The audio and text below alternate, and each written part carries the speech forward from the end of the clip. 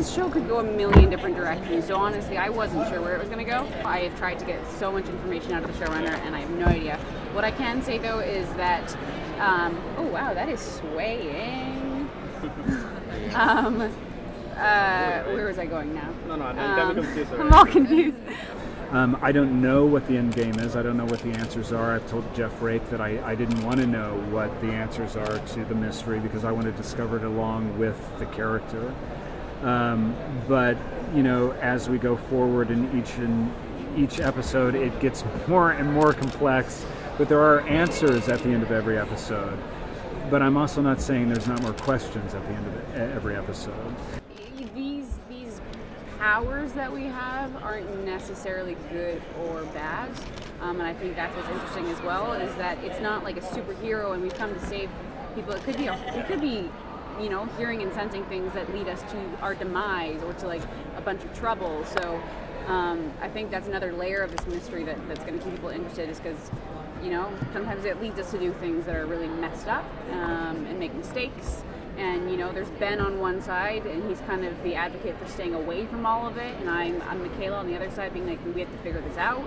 Ben feels that there's a legitimate answer to what happened to them on the plane. He's a man of science, he's a mathematician, so he feels that there is some kind of explanation that he's going to find. And as he goes on this road of discovery, it becomes this obsession. It's not just a fascination, it's an obsession, it's a compulsion, it's a mania.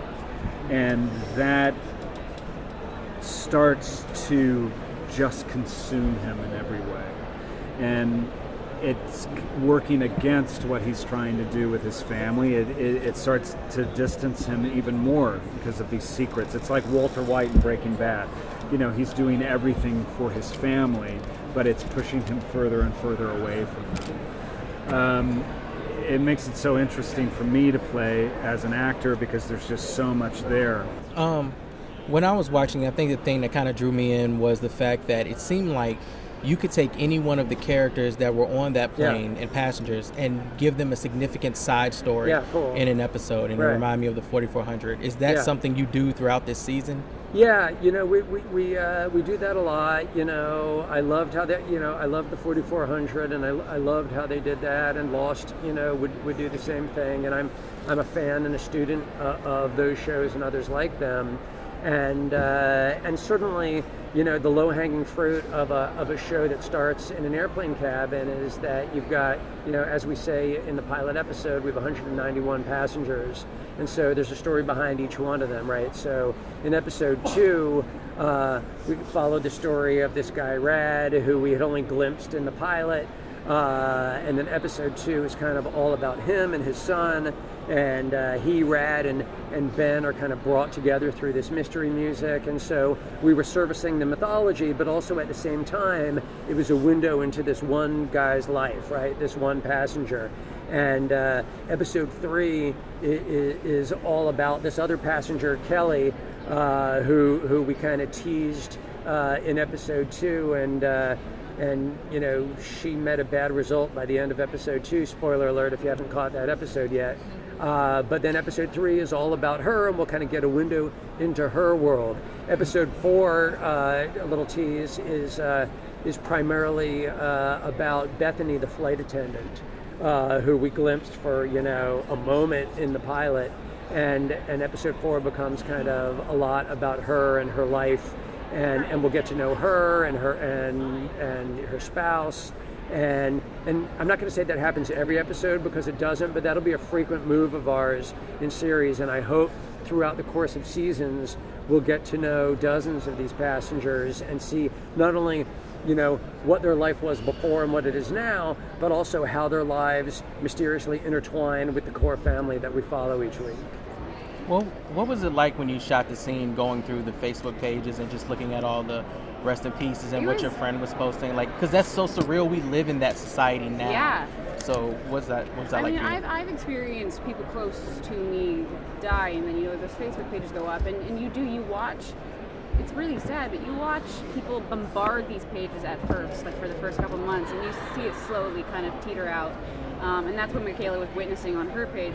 Lourdes, her best friend, was the only person who stuck around to like keep posting, which is like a testament to their friendship. But for me, as an actor looking at it, it was really weird to see like my death page, and to see like people being like, "We miss you" and all this stuff. So yeah, it was very interesting.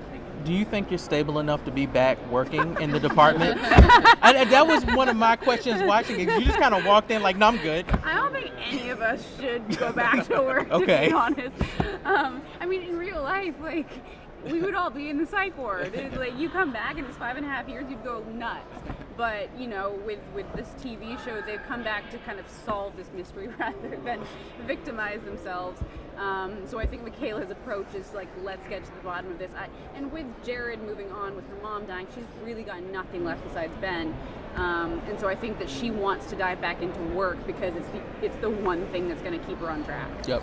We see Ben, this paranoia starts to build even more. The obsession really starts to ramp up in 3. The secrets become deeper. We find out things about his daughter that he didn't know before. He tries to connect with her more. We find out more about Grace and Ben's relationship.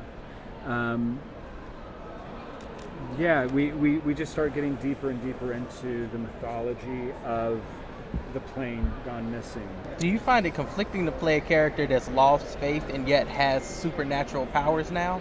Well, you know, she did lose her faith, but in coming back to it, she's struggling with whether or not she believes it anymore, because it is the one thing that's going to make sense of it for her. Mm-hmm. Ben is on the opposite end of the spectrum. He's like, nope, there's got to be a scientific fact for this.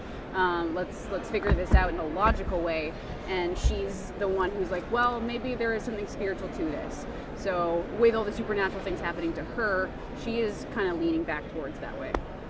Just to piggyback, you brought up the storyline about the violinist and his son that was framed for the jewelry heist. Yeah.